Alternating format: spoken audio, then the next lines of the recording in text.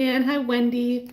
We've got Richmond, Virginia, Indiana, and Southern California. Woohoo. Thanks for telling us where you're watching from. It's always interesting to see, where people are tuning in from.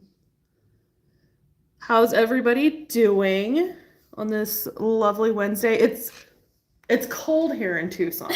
Cold for us. Cold for Tucson. I think it was what, 35?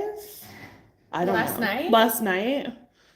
And then 40. Our high today is 70, but that's cold for us, okay? It has. I moved here from Wisconsin, so it's taken me 6 years, but I now agree that this feels cold. So today, Lynette is going to show you how to do a couple of these dainty rings. Our impression die spotlight this week is all about the tiny ring. And we have a bunch. Annie's got some finished samples here of a couple of them. Just like simple band rings. We've got some that, this is not part of it, but that's a partial ring top that you add your own shank to. There are some that, are for stone setting. This one I don't think is part of it either. We like to use scrap. Not the middle one. Steel, not the middle one.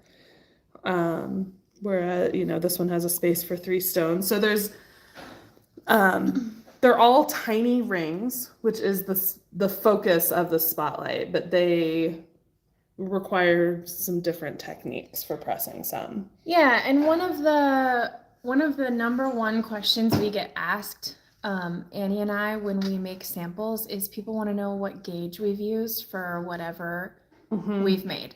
And so that kind of inspired today's demonstration. I want to talk about the different gauges and different types of material you can use to press these types of rings.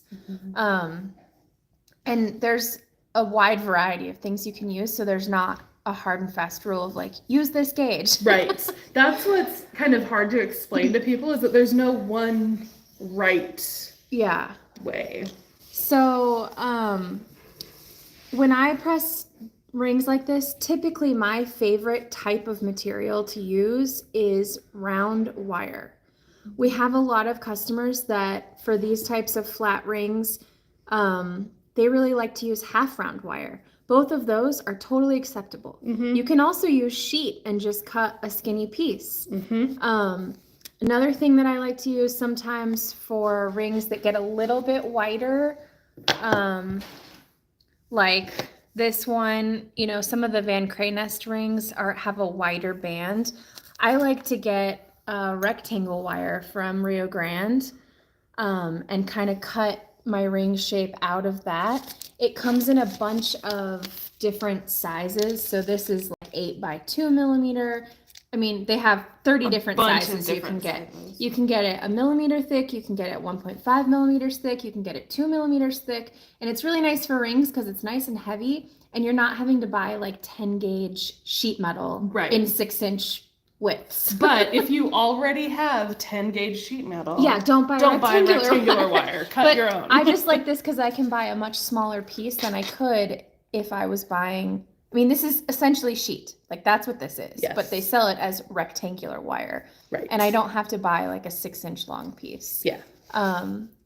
So I like to buy, it saves me a little bit on material. It's a little more expensive, but I don't have to buy as much silver at a time. And it's just more convenient because it's already in sort of narrow strips that works well with the impression dies. One thing that I want to mention, when people ask what gauge to use, your best bet is to test it once you get the impression die, because we press all of our impression dies one at a time. By hand. So there's going to be some variation in thickness or in depth of the die. Yeah, and like we could press this impression 3 times and have 3 different depths. Right. And most likely would have 3. It's not going to be like millimeters of difference, but it will be, it could be partial millimeters. So that's why there's not necessarily a specific gauge that works with each die. It is handmade. That is just part of the nature and the beauty of all of this. But also, you can just use, even if all the dies were the same depth, you can use various gauges for the same design. Yeah. Depending on how heavy or thick of a piece you want and things like that. So one thing I recommend doing is going to your local hardware store, pick up some copper wire by the foot. It's super cheap. It's in the electrical section. Get it in a bunch of different gauges, and then you can practice with your impression dies without wasting material. Yeah. So you can see, you know, what thickness works best. Sometimes it's coated, you know. Yeah, don't buy coated. Right. But you can usually buy it in like foot lengths. So like this ring, this is this ring. I pressed it with this wire, which was, let's see. Oh, Jamie, the dies that you get won't have the 3 rings on a single die. Yeah, sorry. When we're making dies for us to use in-house, we try and use like scrap or things that have been pressed wrong. So no, when you buy an impression die, a ring, you'll get one ring on the bar. Yeah. Also, it's for you guys, it's easier when it's centered in the stock. Yes. For safety and things like that. So that's another reason we do that. Anyway, this is 8 gauge round. I used this initially to try and press this die, but there wasn't enough thickness in the middle. See how it sucked in, but it couldn't get the full depth of the design, and I'm lacking a lot of detail. I didn't get all the way to the edges. When we put it in here, you can see, like, see how it drew in that center area, and it just, there wasn't enough metal. And there's no way that no amount of pressing is going to make that work. It's just not enough. So if I had done this with copper, that would have been better because I would have saved myself the scrap. And I would have gotten an idea for what thickness of metal to use. Yeah.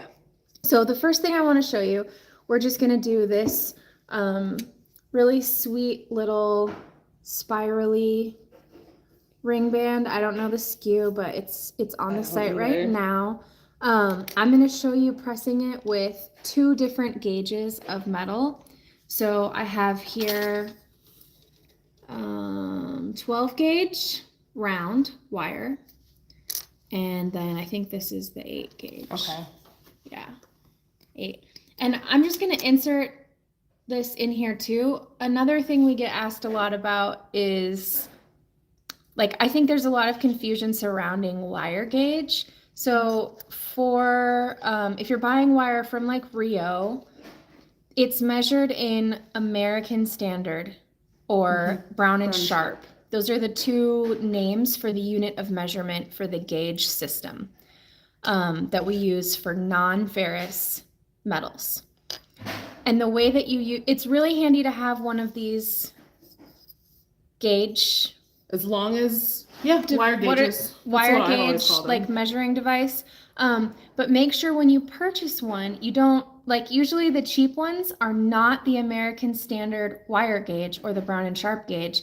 They are for steel gauges, which is a totally different system of measurement. It's similar, but it's not the same. The gauges look the same. They look exactly the same. But make sure when you buy one of these, it says American Standard wire gauge or Brown and Sharp or B&S gauge. And then the way you use this is you ignore the holes. Yes. People always think it's supposed to fit in the hole. It's not. No. You insert your material into the slot, and that's whatever slot it fits in, like, snugly, that's the gauge it is. Yep. Just a note on that. Okay. Excellent little tip. Yeah.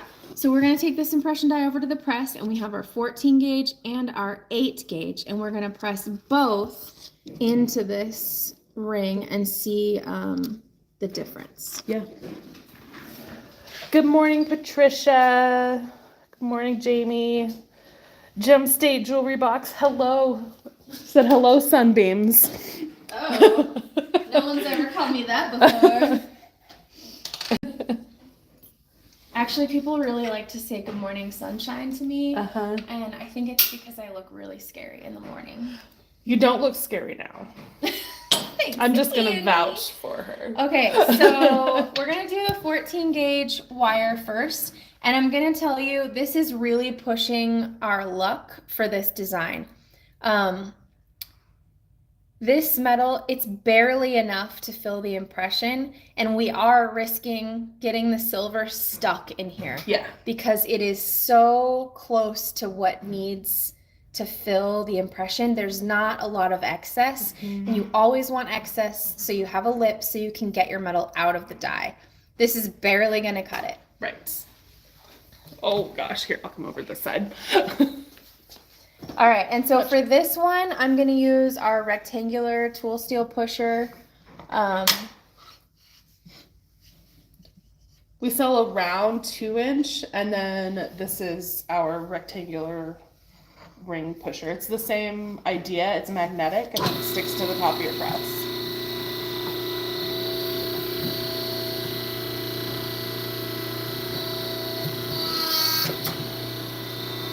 All right, so I got a nice even pressing. I'm gonna press one more time after flipping it. I have it in there kind of like diagonal. So that the entire ring is covered. Yeah. And see how it's just barely overflowing that impression? It's a little scary. Hopefully we can get it out. Luckily we have another die if needed for that one. Yeah.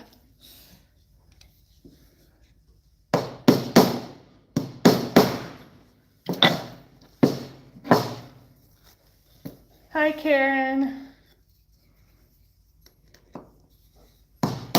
Oh, Jamie said, I just got my electric ring con last week and I can't believe the amazing results I'm getting versus years of using a Harbor Freight manual press. Oh my gosh, yes. It is life-changing. All right, so we got all the detail and we were able to get it out of the die, just barely. We have almost no excess, which I know some of you are thinking like, Yay! Sweet, I don't have to saw it, I can just sand it, which is nice. But it's so thin. This is going to be a very flimsy ring, Yeah. like a stacker ring, but very flimsy. Not a nice durable weight ring. So No. for me, I wouldn't press it this thin. But if you were going to use it as like an accent that you solder onto, or like a spinner, yeah, then it would be totally fine. It just, you're risking not being able to get it out of the die. Mm-hmm. And anyone who's gotten it stuck and has called us in a panic understands. Yes. That sometimes it just, you can't get it out sometimes. Right. So, and then I wanted to show you the side view, I forgot. But you can see we have almost no thickness left on top. Like it's almost, the metal's almost entirely pressed down. Yeah, that's better. Into the impression. There's like no thickness really above. Hardly any. All right, so now we're gonna press the 8 gauge. We're gonna do it the same way.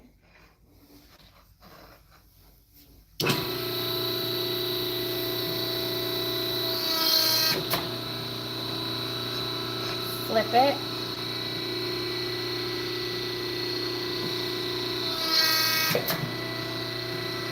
Okay, and check out that side view. Much more than double. It's probably 1.5 millimeters above the impression die. Yeah. So I've got some nice thickness. It's gonna be easier to get out of the die. Hopefully. Someone said that chisel is huge. Go get you a dull chisel from an antique mall or thrift store. I use a tiny little bench knife, like a watch case knife, and I keep a magnet on my press, and I just have the knife like magnetized to my press so I can just grab it. I use a old dull kitchen knife, and I don't know why I've never considered putting a magnet on the side of my press to hold it because I'm always chasing it down. I'm a genius.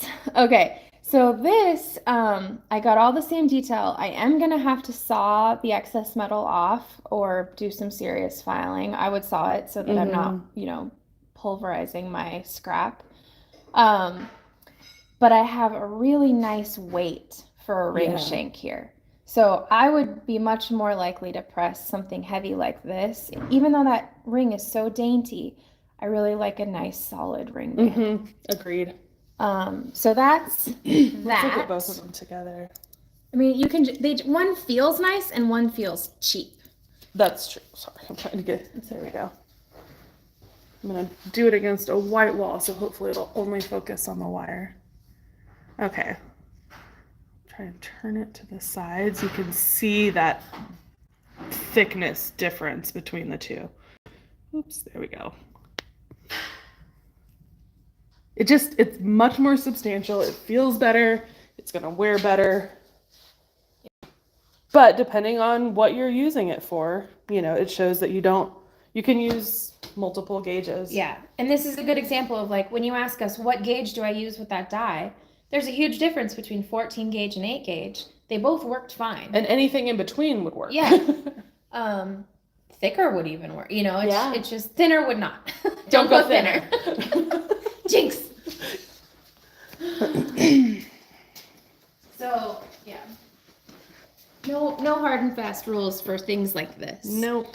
Okay, so that takes care of that one. The next one I want to show you is this one on the end here, where we have a very tiny thin band and then a really wide center section that is also very deep. Yeah. And so, yeah, we could get away with that really thin 14 gauge wire for the shank, but what do we do in the middle here? So there's a couple of different ways you can approach this. Again, you could use sheet. You could also use wire. This was pressed and I got the full detail and I've got a nice depth. Like, this is so thin on here. You want some depth to it. Otherwise, that's never going to hold up as a ring shank. So flimsy. Yeah. So this, I pressed, let's measure it. Get a side view of that. Yeah, it's thick. So this is 4 gauge wire. And that worked great. I was able to get, obviously the shank, but also that center section. Again, see how it draws in? It needs a lot more metal in that middle area to get down into the deepest part of the die. But we were able to get it. And now you have some thick metal here to do your stone settings. You could do flush setting. You could carve a bezel right in there. You don't have to do any soldering. You could solder a little tiny flower accent on the center of each one if you don't want to do you could stone setting. Yeah. Okay, so that's one way to do it, is with solid, heavy wire. You're going to need it as heavy as you need for the thickest, deepest part of the die. Yep. But some people don't want to buy 4 gauge silver wire. Yeah. So I'm one of those people. Yeah. Another way we can do it is we can use a thinner wire that's going to work for the shank, but we can add material to the center. And so we could solder it. That's not as great because you have like weak areas and multiple solder joints and whatever. We can also just melt some scrap into the center section of our wire and build up this central area here so that it's heavier in the middle and narrower on the ends. The way they traditionally did this was they would start with a heavy wire like this and they would forge out the ends. That's probably not something that you all are going to do because it's really time consuming, lots of annealing, lots of hammering. Right. They used machinery to do it, but you probably don't have that machinery. You'd have to do it by hand and it would be time consuming. So I'm going to show you how to just melt a chunk of scrap silver into the middle. It doesn't have to be a big thick chunk like this. It could be, just small bits of wire piled around the center. But we'll go do that and I'll show you how to kind of fudge a piece that will work in here. And that's the way this one was done. This is with one pressing. And then I trimmed it and it needs a second pressing. Yeah. While you go get set up, I'm gonna show this. Yeah. And another thing that you can do, like this copper sample, you can see that there's all of that extra thickness Obviously, for this one in particular with the skinny band, you don't want to go too thin. But let's say that, oh, you pressed it and it's still way too thick for your needs. Trim the areas where there's a lot of extra metal, anneal it, and press it again. And it's going to flatten out even more and you'll have less of that thickness.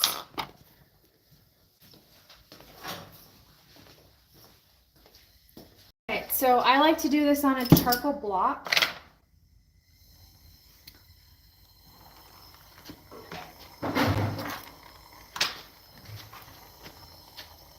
And this is sterling. Yeah, this is sterling. I have my pieces like touching, so they'll start to fuse when the heat gets high enough. And then I'll position this a little bit better.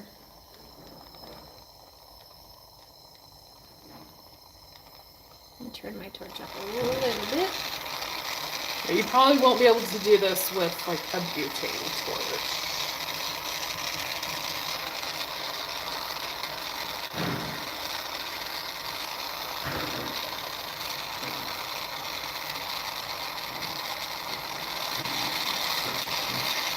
Hot, hot, hot.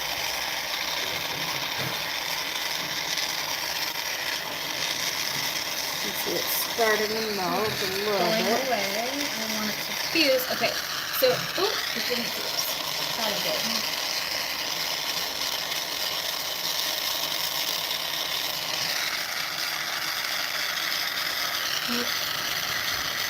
I'm gonna try setting it on top. Just trying to get it tacked first so it wouldn't roll. But it's okay. Okay, you can see the wire starting to melt into that sheet. You want to be really careful when you have red hot silver that you don't put pressure on it because it can fracture. Yep. And then I'm going to heat it from this side just to kind of melt it a little bit more cohesively.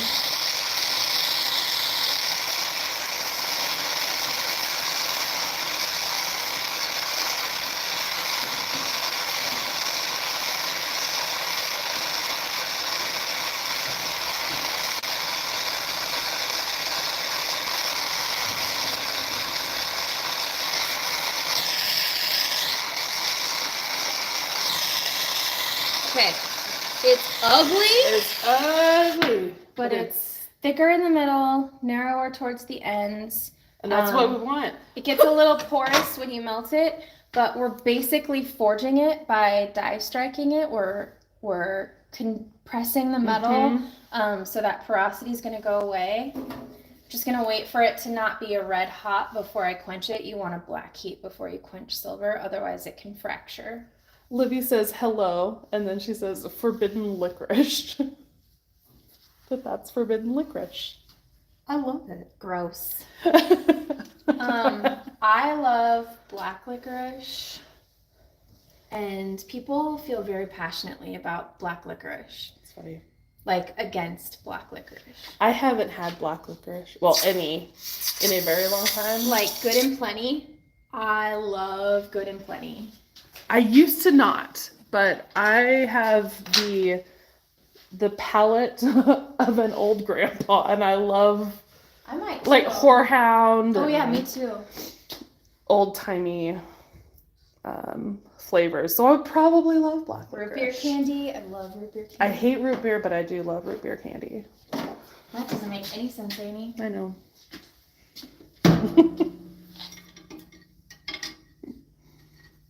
Gonna leave that in the pickle for a little bit longer.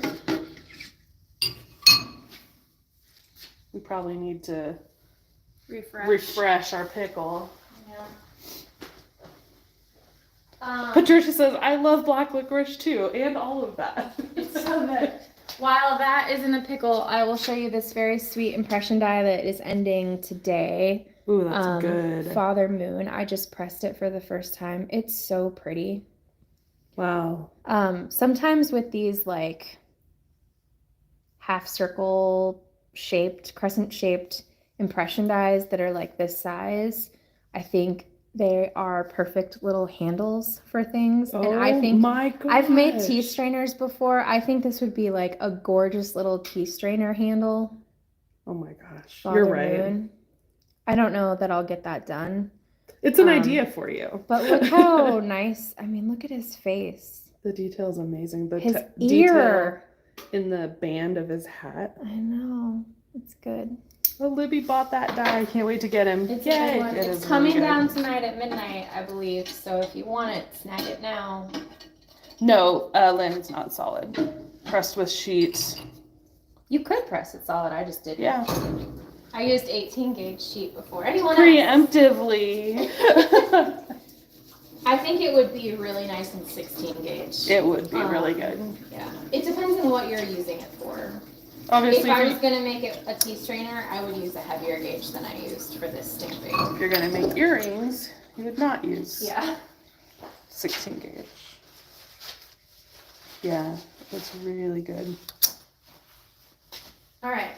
So here's my really ugly worm of silver. It's like a snake that just ate its dinner. It's halfway down. Digested. Someone recently mentioned sand casting and then pressing. Yes, the casting. you can do that too. 100%. If Craig Dabler, who owns a DIY casting, was here right now, we could run over there. He shares the building with us.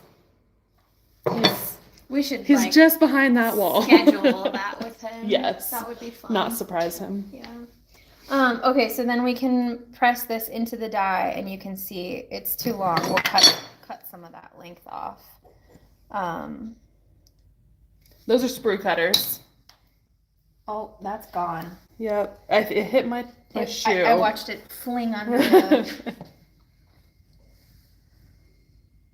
Yeah, so those are sprue cutters. They're great for heavy stock. And we keep these and these right next to our press. Yep. These are really nice for trimming things. This is nice for trimming sheet, and these are nice for trimming wire. Yep. All right, and so now we can press this gnarly thing.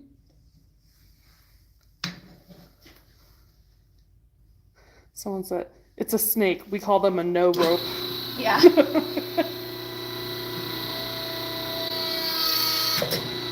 A nope rope. A nope rope. So just putting it in there at a diagonal. And then sometimes I feel like the middle needs to be pressed a little bit more, so I'll turn it and press the center section just a little bit harder. And this one will probably need a trim and then a second pressing. But we'll take a look at it. Want to see how much height we still have on there? Yeah. Lots of metal. Lots of metal.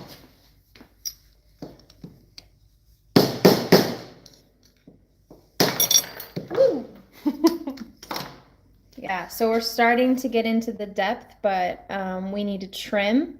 So I'm going to go grab that one that I already pressed once and trimmed, so you don't have to watch me saw, and then we can press again. But that's all you do. Yeah. The same. Oops. Take a jeweler's saw, cut off the excess, anneal it, and... Yeah, we need to anneal. I didn't do that yet. So. We'll go down. But that's a really good way to increase that metal thickness at the center. So pretend I just went and sawed that excess off. I sawed pretty close to the edge of the stamping because I do still have so much excess material above. I know I still have enough metal to press and have a lip. Mm-hmm. I think I did a video showing that sometimes if your metal, if you have that extra thickness, depending on the design, you can saw right up to the edge of the stamping, knowing that you have that extra thickness, and then just like lightly press it, and you get a nicely even border around the impression itself.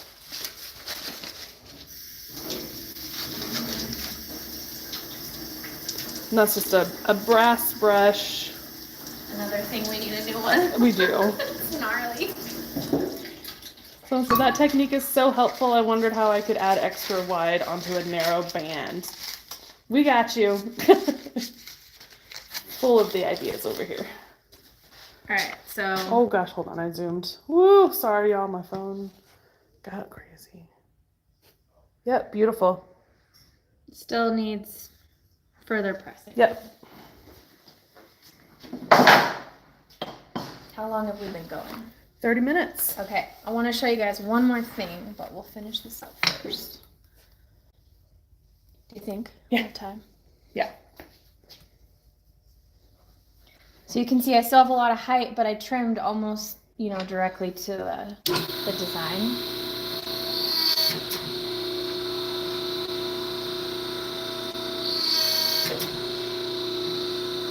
So I lost about half my height. Just in that pressing, those Yeah. two presses. And we're using the electric ring con. The process is exactly the same for using the manual ring con, even the Just slower. tortellita, but it will be a lot slower. And so there's my finished Da-da-da. pressing that just needs trimmed. Might need to clean that little spot up.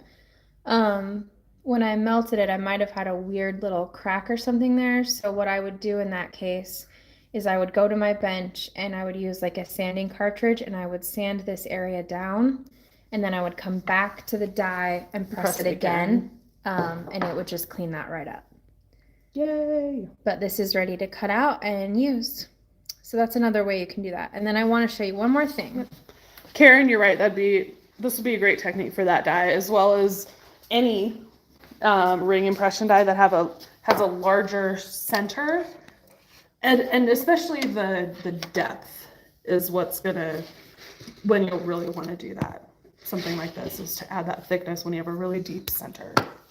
All right. So another question we get asked all the time is like, that's too short to be a ring. How do I make it a ring? How do I make it a ring? Excuse me. So that's what we're going to do. I used, ignore this heart. That's a mispress. I used 4 gauge wire for this center section because I wanted it to be nice and heavy. I have a lot of thickness here. You could definitely get away with something thinner.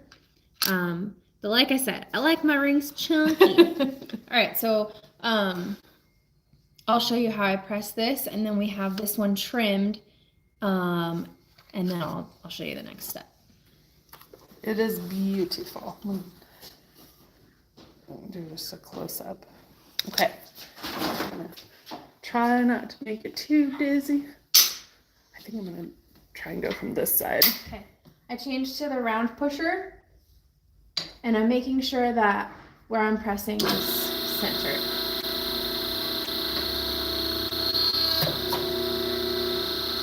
And I just rotate it a couple times as I press. Gives you a more even pressing. So that's what it looks like. I've still got some nice height. We'll use the chisel to pop it out and take a look at it.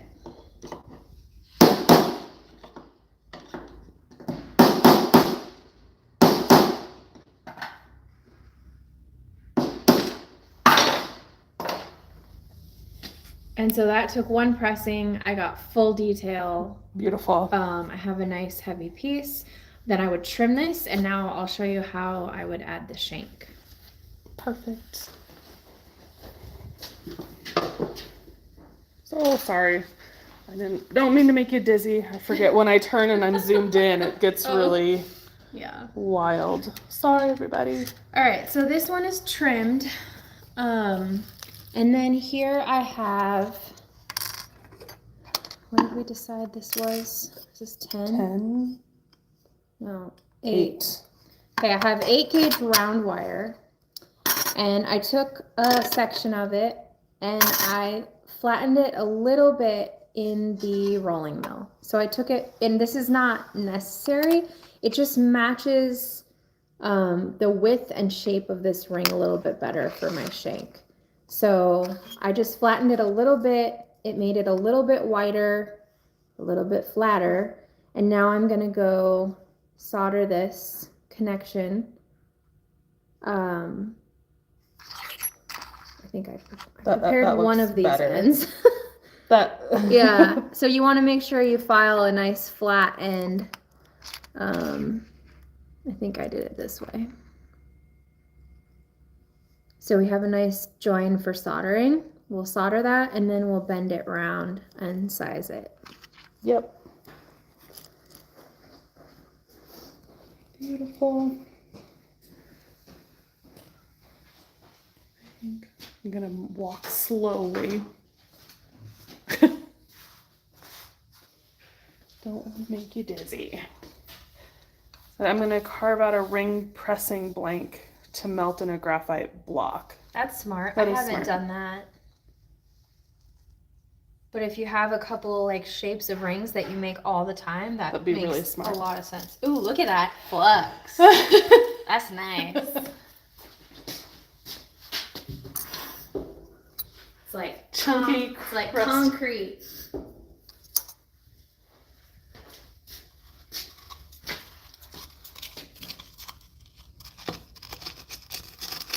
I like my rings chunky, but not my flux. Okay, new sticker. My idea. All right, and then I'm gonna use hard solder.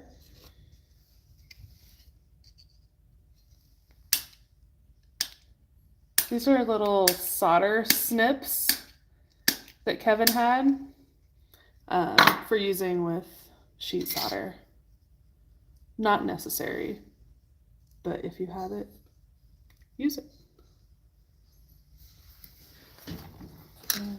Zoom in a touch. There we go. Lynette is tying her hair back. Nobody wants. I got mucho hair.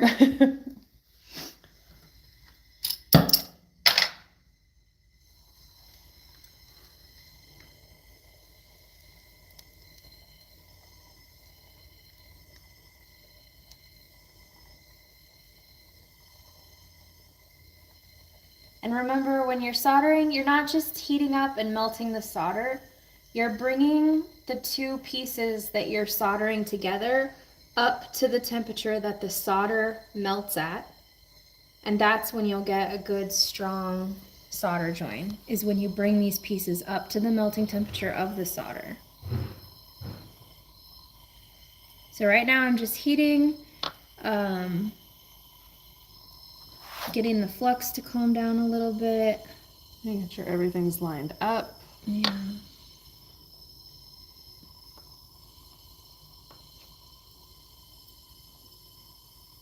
It's fighting me. Okay. And then gonna get a bit of solder. I like to ball it up first. You definitely don't have to do that. And I'm gonna put a little ball on either side.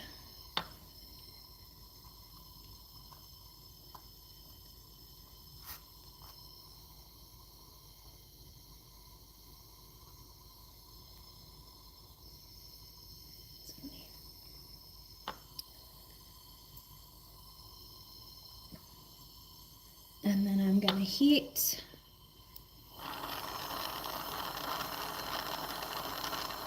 And hope I have a good fit. It looks like I could have done better filing.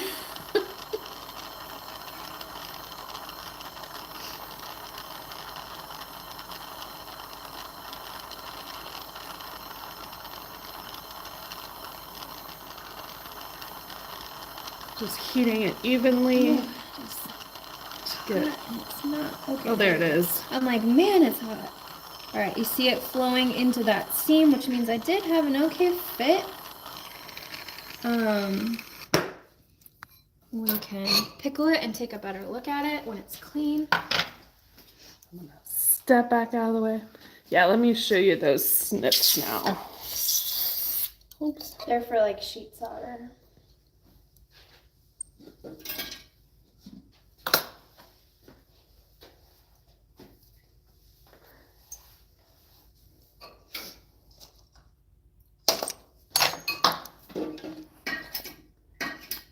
Oh, sorry.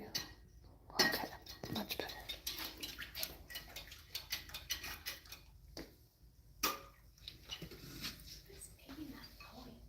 I don't know. Something's like click almost.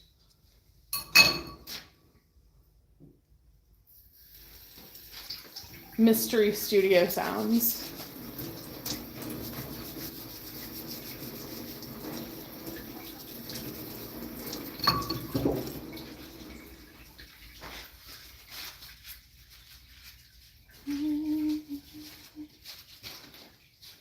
All right, so I have it joined. I'll show you how I would clean it up really quick and then bend it, and you'll get the rest from there. Yeah, perfect.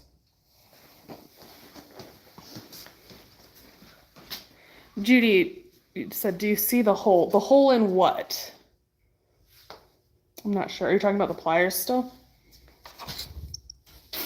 There's a hole in the back of the pliers. Okay. I don't know, but there's not a hole in my solder seam. Nope. If that's what you're asking about.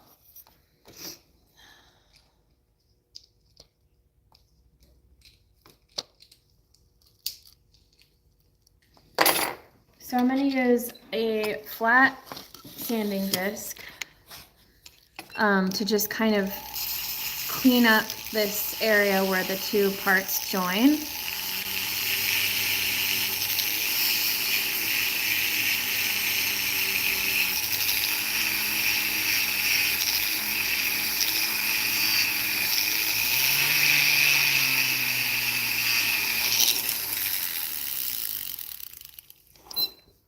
Can you see okay? Yep. I'm like, how can I do it where you can see and I can see?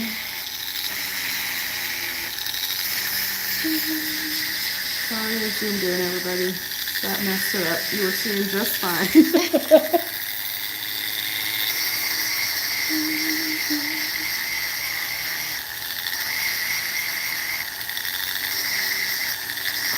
And are you looking for perfection right now? No. Yeah. Just rough. I'll do a final finishing once it's round. I'm just getting close. And so then we have, you know, from the detail of the shank to no detail on this flat wire. So I'm just going to kind of slowly like taper that. If you're into engraving or anything, you could kind of engrave into the band to further those stem designs along. Instead, I'm just going to kind of fade it into the...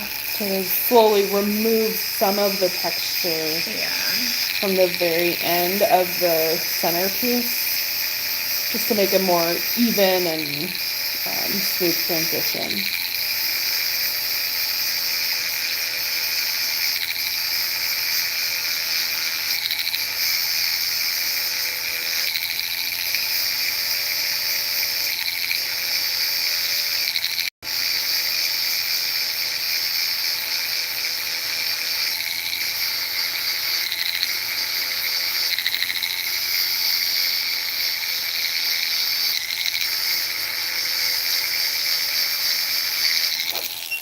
All right, so I would stop there for now.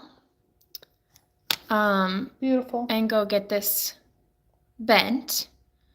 And then I would probably actually take the time to like file the edge of this flower area because it's going to be easier to do when it's flat. But I'm not going to make you wait for me to do that. So we'll go get it bent now and that filing can be done afterwards. And I'm going to bend it on our quick form press because that makes bending heavy things like this really easy. Yes. But you could do it with a swage block or on a ring mandrel or however you normally bend thick, heavy things like this. Yeah. It's just really easy in the quick form. The disc she's using is a PSA sanding disc. Is it from Rio that you can get it? Yeah, you can only get them from Rio Grande. They're a 3M product. But you could use, you know, the regular standard Moore sanding discs. I just like the PSA discs a little better. So this is a little wonky. I'm just going to straighten it out before I start bending. And I have no idea what size is on here, but we'll use it. That's what size ring it's going to be. Yeah. And you can see how easily, I mean, I'm not using any muscle. Like, I love this tool so much. I'm not just saying that because I work here. Like, this is actually amazing. Really, really nice. So then I can get it round. I can size it to whatever size I need. And then solder the end to the other end of the sniping. So then I could trim and treat it just like a regular ring seam. Mm-hmm. And have a nice, I mean, look at that thickness. It's really Holy nice. crap. It's got a really nice weight. That's beautiful. Okay, so that's how you use that. Yeah. And we have a lot of rings that we sell like that are like partial shanks, and people are always really confused by them. So, you know, they're not as intimidating as they look. That took us, what, 5 minutes? Like, oh, to bend it? Oh, yeah. Yeah. I mean, I had done some prep work, but that was super easy. Yeah.